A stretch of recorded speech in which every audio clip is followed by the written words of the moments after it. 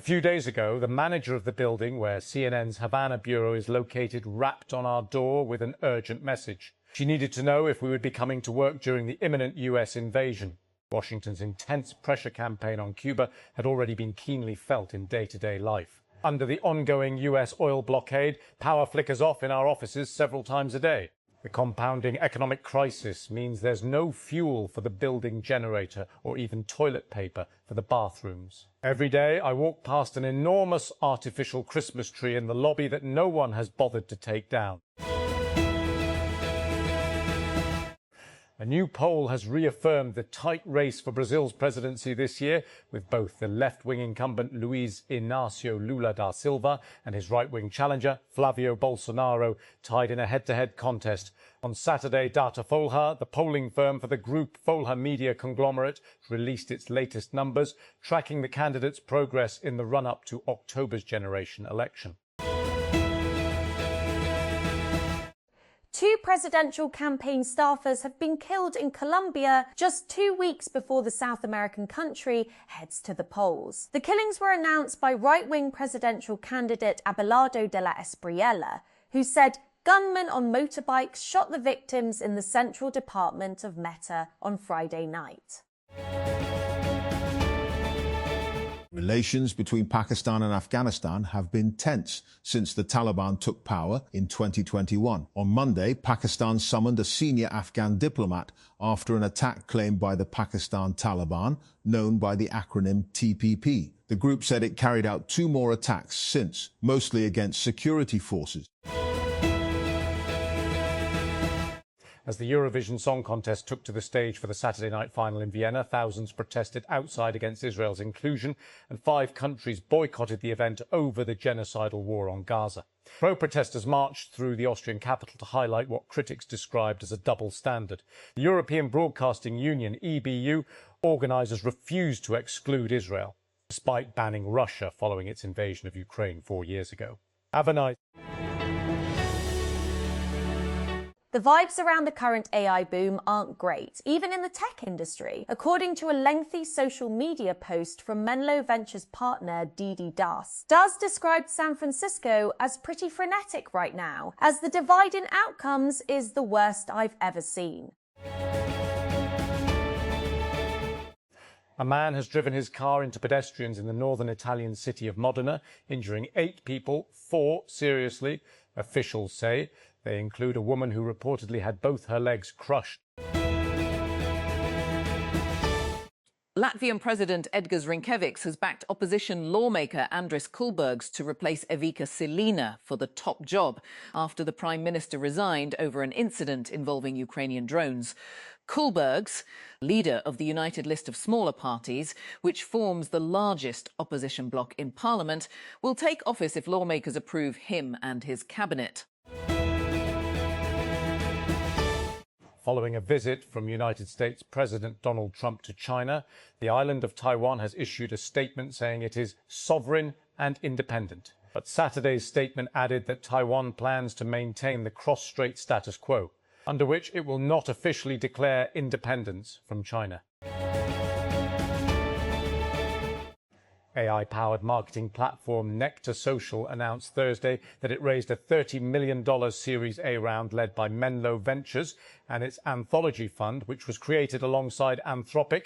The company, which officially exited stealth last year, is an agentic operating system for marketers. It told TechCrunch that it uses autonomous AI agents to help brands run social activity, moderation, creator workflows, competitive intelligence, and commerce conversations end-to-end. It also has data partnerships with companies like Meta and Reddit that allows the Nectar agent pull and pool data into one place from various platforms, rather than brands needing to use different tools to manage different platforms. Shortly after a car ploughed into a crowd of pedestrians in Modena, Italy on Saturday, 4 Italian civilians stepped in and tackled the vehicle's driver, pulling him to the ground, according to the city's mayor. The madman, I don't know what to call him, the criminal who committed this act, he got out of the car brandishing a knife. Mayor Massimo Mezzetti told state-owned news agency RAI. 4 citizens, whom I thank, captured him and handed him over to law enforcement. Some 150,000 people descended on London in September for a rally organised by Tommy Robinson, an agitator who spreads anti-Muslim bigotry and has several criminal convictions. It felt like a watershed moment in British politics. Something in our country changed, Sadiq Khan, the mayor of London, said at the time. This felt different. Palestinian President Mahmoud Abbas has cast his ballot in internal Fatah leadership elections held at the presidential headquarters in Ramallah. The leaders were elected for the movement's Central Committee and Revolutionary Council at the Ahmad Shukayri Hall on Saturday. At least 80 deaths have been reported in the Democratic Republic of the Congos, DRC, new Ebola disease outbreak, authorities said, as health workers race to intensify screening and contact tracing to contain the disease. Nearly 250 suspected cases of the highly contagious hemorrhagic fever have been recorded in eastern DRC, according to the Health Ministry, with one death also reported in neighbouring Uganda. This has raised concerns that the disease could spread to neighbouring countries. Orgsiv, a widely used open repository for preprint research, is doing more to crack down on the careless use of large language models in scientific papers. Although papers are posted to the site before they are peer-reviewed, Orgsiv, pronounced archive, has become one of the main ways that research circulates in fields like computer science and math, and the site itself has become a source of data on trends in scientific research. A driver injured 7 people, 4 of them badly, when he drove on a sidewalk in the northern Italian city of Modena on Saturday, and then got out, possibly, accounts said the driver, urged in his 30s, apparently aimed for the sidewalk, hitting a bike, then crashed while slamming head-on into a woman, badly hurt with both legs crushed. Mayor Massimo Mazzetti told local media and the ANSA news agency. Following Washington. The United States is entering a period of structurally higher industrial natural gas demand, with consumption expected to remain at record levels through at least 2027, even as the Iran war intensifies disruptions across global oil markets and tightens energy supplies worldwide. According to the latest short-term energy outlook from the U.S. Energy Information Administration, EIA, industrial natural gas consumption in the United States averaged a record 6 billion cubic feet per day, BFEV, exceeding the previous high of 23.4 BFEV recorded in 2023. Islamabad. Federal Investigation Agency FIA Director General Dr. Usman Anwar took notice of an incident during a raid in Karachi's Sarafa Bazaar and sought a detailed report within 48 hours. On May 15, 2026, the agency carried out a raid on a jewellery shop in the market, targeting alleged silver smuggling. Timmy, the young humpback whale who was stranded for weeks in shallow waters, has been found dead just off Denmark's coast, according to the Danish Environmental Protection Agency, just weeks after a controversial rescue effort set him free. The stranded humpback whale near Anholt is the same whale that was previously stranded in Germany and was the subject of rescue attempts.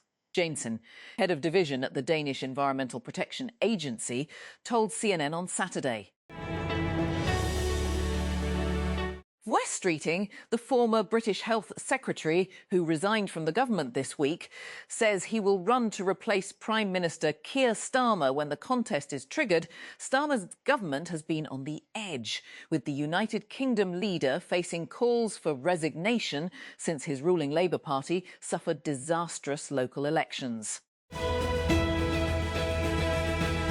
Minister in charge of the Establishment Division, Senator Ahad Khan Chima, on Friday attributed the high failure rate in the Central Superior Services, CSS, examinations to inadequate academic preparation, the competitive nature of the test and other factors.